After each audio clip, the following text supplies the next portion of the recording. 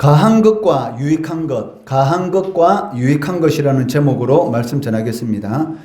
바울은 8장 말씀에서 우상에게 바쳐진 고기를 먹는 문제에 대해서 두 가지 원칙을 제시하였습니다. 첫째는 우상은 아무것도 아니기 때문에 우상에게 바쳐진 음식을 먹는다고 해서 우상이 그 음식을 먹는 사람에게 어떤 영향력을 미치는 것이 아니다라는 것입니다. 그렇기 때문에 그리스도인은 그러한 음식을 먹을 수도 있고 먹지 않을 수도 있는 그러한 그리스도인의 자유를 가지고 있다라고 말을 하였습니다. 그렇지만 그리스도인의 이러한 자유가 믿음이 약한 형제에게 거침돌이 된다면 형제 간의 사랑의 차원에서 음식을 먹으면 안 된다. 즉 제약을 두는 것이 옳다라고 말을 하였습니다. 둘째는 우상숭배 잔치에 참여하는 것은 귀신과 연결되는 것이기 때문에 그리스도인은 절대 피해야 한다라는 것을 강조하였습니다. 이러한 두 가지 원칙에 근거해서 오늘 본문 말씀에서도 고린도 교인들의 일상생활을 위한 구체적인 가르침을 제시하고 있습니다. 첫 번째 가르침은 25절 말씀인데, 시장에서 파는 것은 양심을 위하여 묻지 말고 먹으라 라는 것입니다.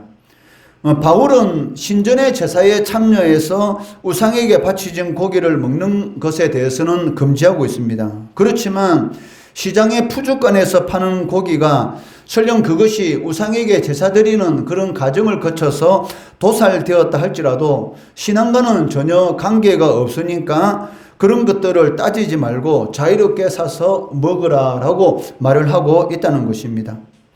그리고 이러한 문제를 가지고 율법적으로 왈가왈부하는 것은 비신앙적인 것이다 라고 말씀하고 있습니다. 이러한 바울의 이런 신학적인 근거, 이러한 가르침의 신학적인 근거가 무엇입니까? 오늘 본문 26절에서 말씀하고 있는데 26절 말씀 같이 읽습니다. 시작. 이는 땅과 거기 충만한 것이 주의 것임이라.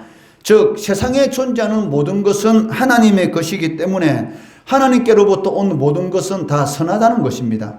그 모든 선한 것에 대해서 감사함으로 먹으면 버릴 것이 없기 때문에 그러한 것에 대해서 율법적으로 이것은 먹어도 되고 이것은 먹지 말아야 된다라고 하는 것은 올바른 신앙이 아니다라고 말을 하고 있다는 것이죠. 그렇기 때문에 그리스도인들은 율법에 관계없이 모든 것들을 감사함으로 먹을 수 있는 그러한 자유가 있다는 것입니다. 이를 디모데전서 4장 4절에서는 이렇게 말씀합니다. 같이 읽습니다. 시작. 하나님께서 지으신 모든 것이 선함에 감사함으로 받으면 버릴 것이 없나니. 즉 하나님께서 이 세상에 있는 모든 것을 창조하셨습니다. 하나님께서 창조하신 모든 것은 선하다라고 말씀하셨기 때문에 우리가 어떤 음식이든지 감사함으로 먹으면 그 음식에 대해서 버릴 것이 없다라고 말씀하고 있습니다. 율법에는 이 음식은 먹어도 되고 저 음식은 먹으면 안 된다라는 그런 율법 규정이 있지만 하나님께서는 그 율법의 규정을 넘어서서 온전한 그 율법의 정신에 대해서 말씀하고 있는데 그것이 무엇입니까? 이 세상에 있는 모든 것은 다 선하다는 것입니다. 그렇기 때문에 그런 것에 대해서 감사함으로 받으면 버릴 것이 없다라고 말씀하고 계시다는 것입니다. 이것은 우리의 삶 가운데도 그대로 적용되는 것입니다. 여러분의 삶 가운데 좋은 일도 있을 수도 있고 나쁜 일도 있을 수 있습니다. 그렇지만 우리는 좋은 일에 대해서는 감사를 하지만 자신이 원하지 않는 그런 나쁜 일에 대해서는 원망하고 불평하는 그런 일들이 있다는 것이죠. 실질적으로 우리에게 일어나는 그런 우리가 원하지 않는 일에 대해서 원망하고 불평하는 그런 시간이 지속된다는 것은 궁극적으로 하나님을 원망하는, 즉 하나님을 대적하는 그런 모습이다라고 할 수도 있다는 것입니다. 왜? 이 세상에 일어나는 모든 일들은 누구로부터 온 것입니까? 하나님으로부터 온 것입니다. 하나님으로부터 온 것인데 그 하나님으로부터 온 것에 대해서 원망하고 불평하는 시간을 지속적으로 가진다는 것은 하나님께서 나에게 좋지 않은 것을 주었다라는 그런 뜻을 가지고 있기 때문에 궁극적으로는 하나님을 나쁜 하나님으로 만드는 것이죠. 그러니까 우리 생각에는 그것이 나쁜 것이지만 실질적으로 하나님의 시간 속에서는 우리들에게 더 좋은 것을 주시기 위한 그런 방법으로서 우리의 삶 가운데 고난도 줄 수도 있고 어려운 일도 허락할 수가 있다는 것이죠. 요셉이 형들에 의해서 미디안 상인들에게 이 노예로 팔리게 됩니다. 요셉이 아버지에게서 색동옷을 입고 아버지 사랑을 받으면서 얼마나 행복한 삶을 보냈습니까? 그런데 형의 질투로 인해서 이 미디안 상인들에게 노예로 팔렸는데 노예로 팔린 것은 요셉의 입장에서는 너무나 고통스러운 것입니다. 그렇지만 요셉이 노예로 팔려서 애굽으로 가게 되었기 때문에 궁극적으로는 애굽의 총리가 되었고 그 아버지의 가족, 야곱의 가족, 자기 형제들 70명의 그 형제들을 이 7년 가뭄 가운데서 살릴 수가 있었던 것이죠. 그리고 애굽에서 약 250만이라는 그런 대민족을 이루어서 한나라를 세울 수 있는 그러한 민족이 됨으로 인해서 이 출애굽하는 그리고 가나안 땅을 정복하게 되는 그런 일들이 일어나는 것을 볼 수가 있습니다. 요셉이 형들에 의해서 노예로 팔리고 또 보디발의 집에서 가정총무가 되고 또 보디발 아내에 의해서 억울한 누명을 써서 감옥살이를 하게 되고 그 2년간의 감옥살이를 통해서 여러 가지 정치적인 그런 것에 대해서 배울 수가 있었고 그리고 2년 후에 애굽의 총리가 되는 이런 모든 과정을 통해서 하나님은 궁극적으로 좋으신 하나님이다. 저 요셉을 통해서 이루시려고 하는 그런 하나님의 이런 뜻을 이루기 위해서 하나님의 계획을 이루기 위해서 하나님께서 어떤 때는 하나님의 사람들에게 이런 노예와 같은 그런 이 고난의 시간도 허락할 수가 있다는 것이죠. 그런데 만약에 요셉이 이 노예로 팔렸다고 날마다 거기에 대해서 원망하고 불평하는 그러한 시간을 가졌다면 과연 보디발의 눈에 요셉이 하나님께서 함께 하심으로 그 가정 총무가 되는 그런 일이 일어날 수가 있었겠습니까? 절대로 일어날 수가 없는 것이죠. 그렇기 때문에 예수 믿는 사람들에게 있어서 그 삶 가운데 일어나는 이 고통과 이 고난이라는 것은 궁극적으로 보면 하나님의 시간 안에서는 하나님의 이 축복을 받기 위한 그런 과정이다라고 여러분들이 생각해야 한다는 것입니다. 이것이 온전한 그런 믿음이라고 할 수가 있다는 것입니다. 왜? 하나님께 지으신 모든 것들은 선하기 때문에 감사함으로 비록 고난이라 할지라도 그것을 감사함으로 받으면 버릴 것이 없다는 것입니다. 이것이 무슨 말입니까? 입에 쓴 약이 몸에 좋다고 이 고난이라는 것은 내 삶에 어려운 일이지만 그것을 통해서 하나님의 뜻을 이루어 가신다라는 것을 여러분들이 반드시 명심해야 합니다. 이러한 생각을 가지고 있는 사람은 고난을 당한다 할지라도 어려운 일을 당한다 할지라도 하나님 앞에 감사하게 되는 것이죠. 그렇지만 이러한 믿음 없는 사람은 어려운 일이 생길 때마다 하나님 앞에 원망하고 불평하고 결국은 어떻게 되겠습니까? 하나님의 품을 떠나게 되는 것이죠. 그리고 영원한 멸망의 길을 걸어갈 수밖에 없다는 것입니다. 바울 사도의 두 번째 가르침은 불신자인 친구 집에 초청을 받아서 식사할 때에 친구가 대접하는 그 음식에 대해서는 묻지 말고 먹어라. 즉 자유롭게 즐겁게 먹어라 라고 말씀하고 있습니다. 27절 말씀 같이 읽습니다. 시작. 불신자 중 누가 너희를 청할 때에 너희가 가고자 하거든 너희 앞에 차려놓은 것은 무엇이든지 양심을 위하여 묻지 말고 먹어라. 당시 시장에 놓는 모든 대부분의 고기들은 이 우상을 섬기는 신전에서 제사를 먼저 드리고 그리고 도살된 고기일 확률이 거의 많았습니다. 그렇기 때문에 당시에 이 푸주간에서 파는 대부분의 고기들은 우상 신전에 먼저 바쳐진 고기이기 때문에 그 불신자 친구가 초청을 해서 음식을 대접할 때에 그 상위에 있는 그 고기들은 거의 대부분 우상 신전에 먼저 바쳐진 고기로 만든 음식이다라고 생각할 수가 있다는 것입니다. 그런데도 불구하고 바울 사도는 뭐라고 말합니까? 그런 것에 대해서 이 고기를 어디서 구했느냐, 이 고기의 출처가 어딨냐에 대해서 묻지 말고 즐거운 마음으로 먹으라라고 말을 하고 있다는 것이죠. 왜? 불신자 친구가 즐거운 마음으로 친구를 대접하기 위해서 초청했는데 내가 예수 믿는다고 해서 상위에 차리는 음식을 가지고 이 음식 어디서 구해서 혹시 제사 드리고 난 제사 드린 음식 아니야 하면서 자꾸 묻게 되면 어떻게 되겠습니까? 그 음식을 준비한 그 믿지 않는 그 친구의 마음을 상하게 하는 것이고, 오히려 하나님께 영광을 돌리지 못하는 그러한 일들이 일어날 수가 있다는 것입니다. 그렇기 때문에 믿지 않는 자가 너희를 청해서 음식을 차려줄 때에 즐거운 마음으로 묻지 말고 먹으라라고 하고 있습니다.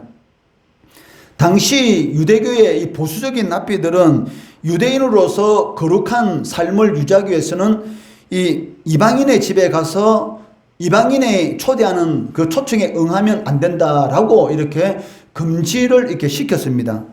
반면에 덜 보수적인 납비들은 이방인들이 이 식탁에 초청할 때에 그 집에 가도 되지만 너가 먹을 음식은, 즉 유대인들이 먹을 음식은 직접 준비해서 가서 먹으라라고 말을 하였다는 것입니다.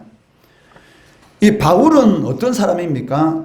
바울은 자신에 대해서 말을 할 때 히브리인 중에 히브리인이다. 이 말은 그 전통의 철저한 바리새적인 그런 랍비였다라고 바리새인 바울 자신에 대해서 말을 하고 있습니다.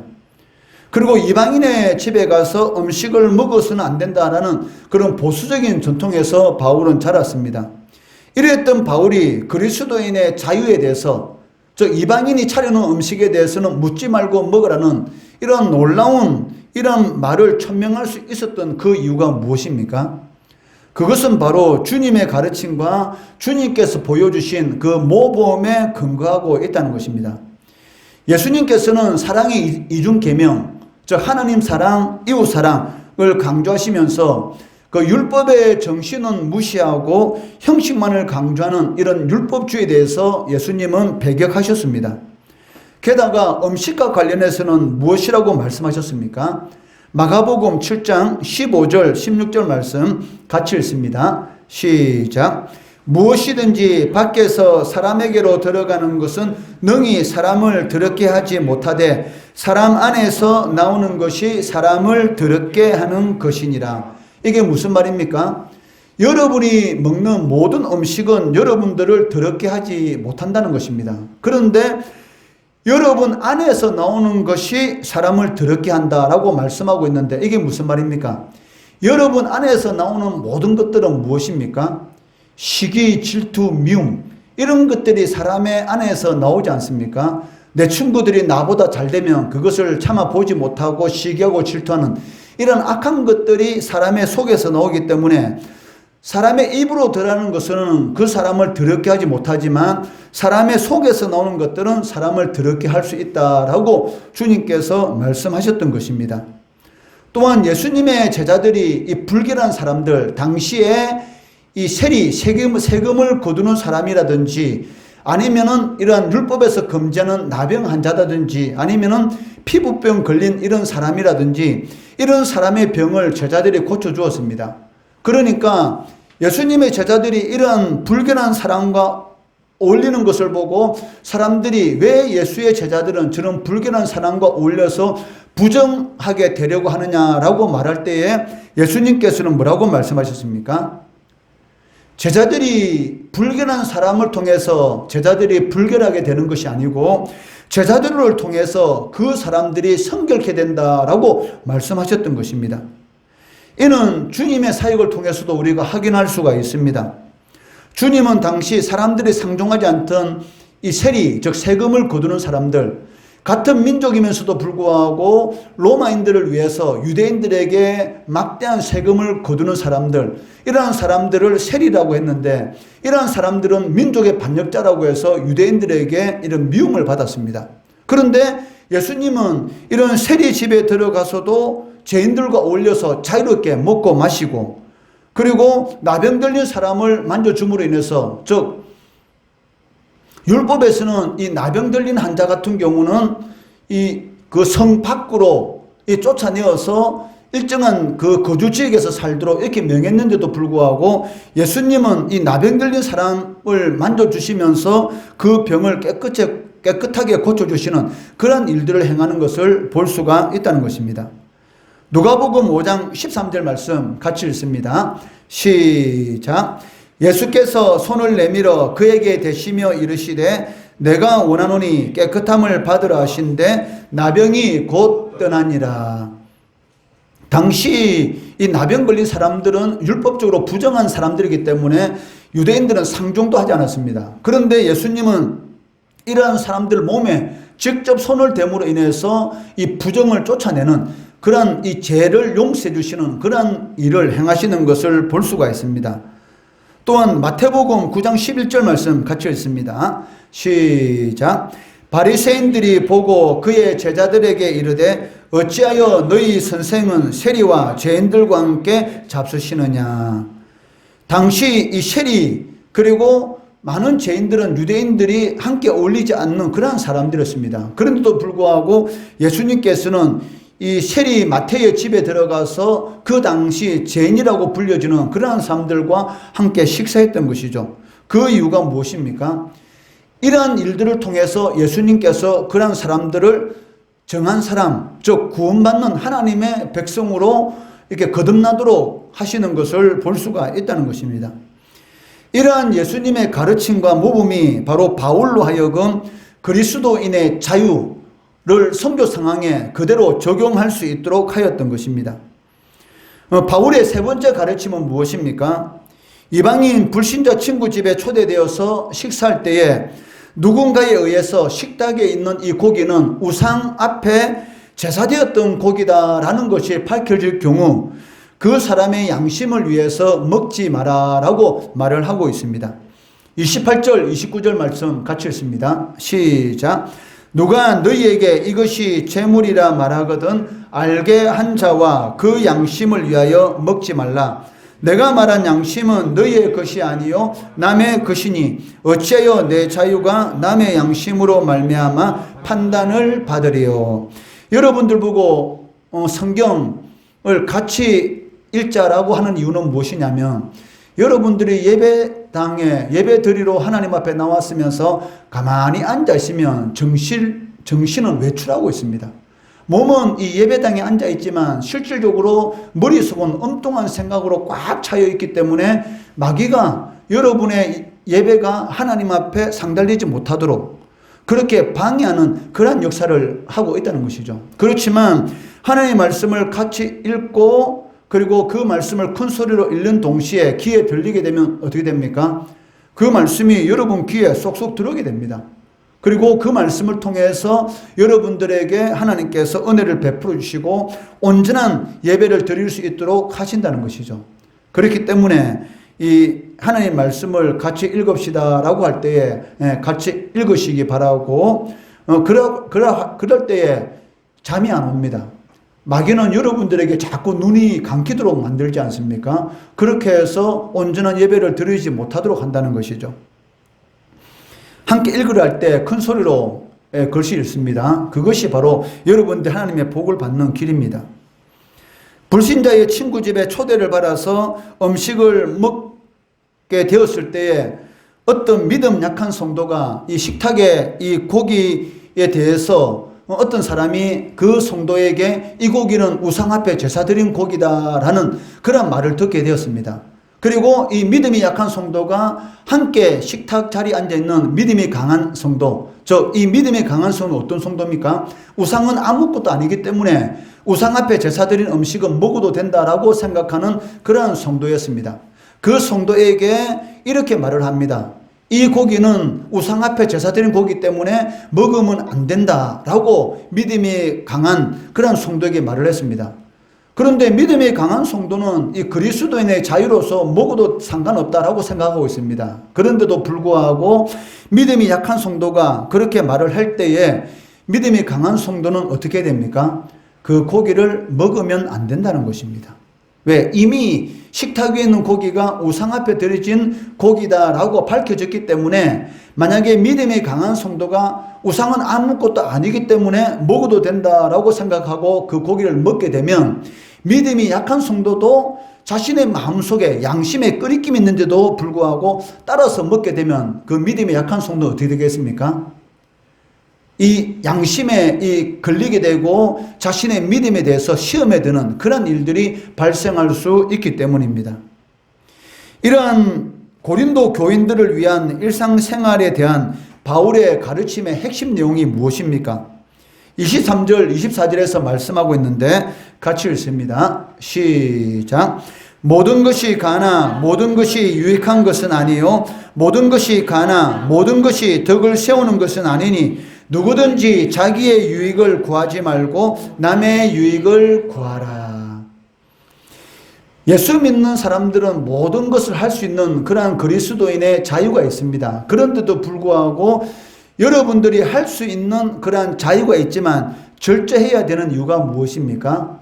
모든 것이 가나 모든 것이 허락되지만 모든 것이 유익한 것이 아니기 때문입니다.